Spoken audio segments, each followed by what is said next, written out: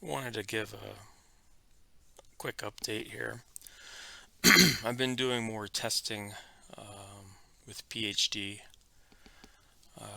and my RMS does seem to settle in at a 1. So far, that's the best RMS I've gotten out of PHD working with EKOS. Um, you can see what I'm trying now is the built-in guiding of K-star slash EKOS. And until we tuned in and started recording, I was getting down to 0.5.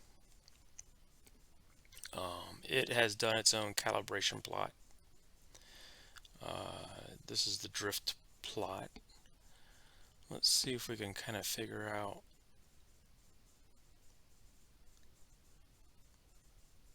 what's going on here. These are the pulses being sent to correct.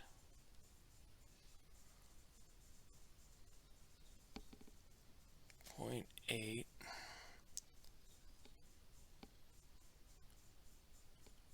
You can see my RMS. If we look back at the history, let me zoom out. This was PHD. You can see my RMS got down to a nice 1, then came back up.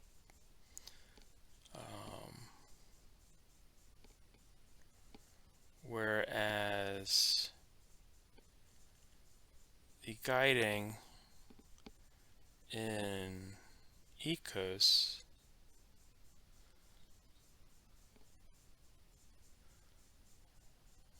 I can't get the hang of that dang there. Why? Maybe it's because the data is oh, I gotta go below the white line to make it go up when I zoom in. Okay. Okay, RMS is back up to 1 with its guiding. But you can see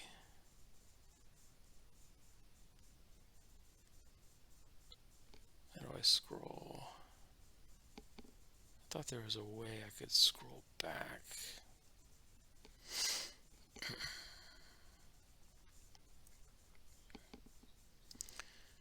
It was nice and low there for a while.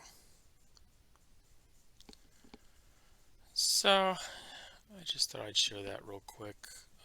I was getting some better success.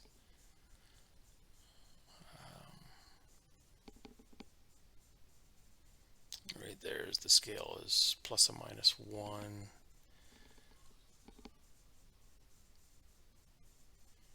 We're at 0.8 now, total RMS. And you can see it does a multi-star.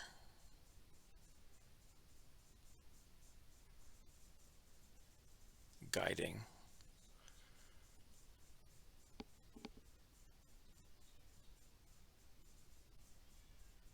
I'm not sure what else to show you. I do have to turn this exposure up a little bit more. Like with PHD, you've got your little gamma slider or whatever you want to call that. Does this have the last RMS?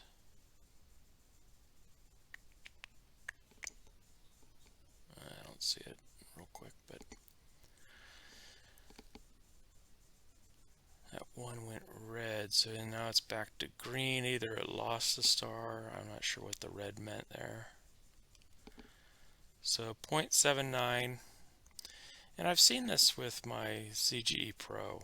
I actually, and this is what got me going, with the Celestron CGE Pro, I actually kind of like the guiding of EKOS better than PHD. I just had some better luck with it.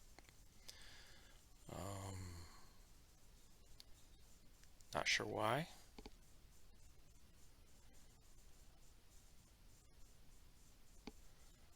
But you can see our target is still 1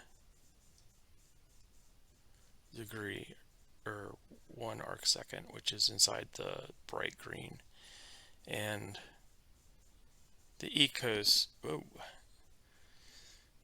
I think that's it lost a star when it turns red. Did I get any message calibration for it? See, no message as to what the red was. I'm sure if I turned on more debugging, we'd find out. But you can see, case in point, this is keeping a nice, trying to keep it in the 1 arc second. And that's where we get our RMS of 0.7. So just a little more info. I highly recommend. I am a big fan of Indie, K-Star, EKOS. I don't know what it's like. K-Stars is the planetarium software, and EKOS is like the software that you use for imaging and planning. You can do a plan, you can do your history, your camera, focus, mount, solving, and so if you want to find a particular target, you can go find and solve it and go to it, and it'll fine tune it and get it right smack in the middle.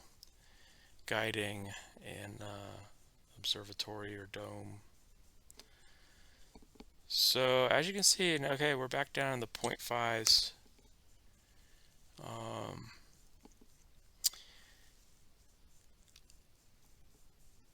Can I do better with my homemade mount? I don't know. Obviously, there's room for improvement software-wise, just from comparing PHD to the EKOS guiding. I'm getting much better numbers. Why? Maybe it's handling the backlash in those gearboxes better. I did go back and do a better polar drift align.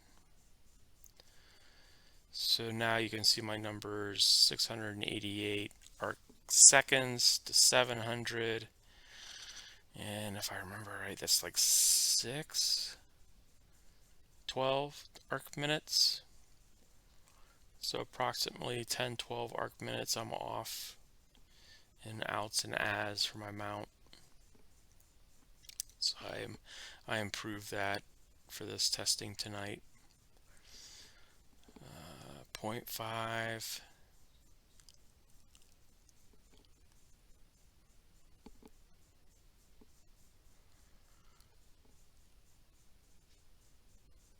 See, that one I can drag up and down. What's the yellow is seeing, isn't it? Oh, SNR, signal noise ratio. So quality, I guess you would call it.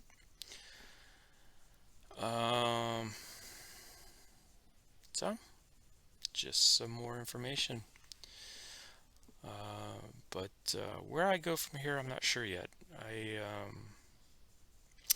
I'll probably just keep learning more, keep guiding, keep experimenting. Like I said, OnStep does have backlash. I don't know if I call it compensation, but you can punch in a backlash number on it. So I need to read up on it and understand that. Another thing, right now I've got the telescope what I would call perfectly balanced. I don't have the weight leaning one way or the other on right ascension. So maybe a test that I do next is let's go ahead and move the weight down so we're putting a little more pressure on the drivetrain. These NEMA 17 motors with 101 gearboxes are quite powerful, so it should have absolutely no problem pushing a little more weight with those GT3 belts and gears. So that will probably be, one of my quick let's try next things. Now I'm getting back up into 0.7 to see if I can improve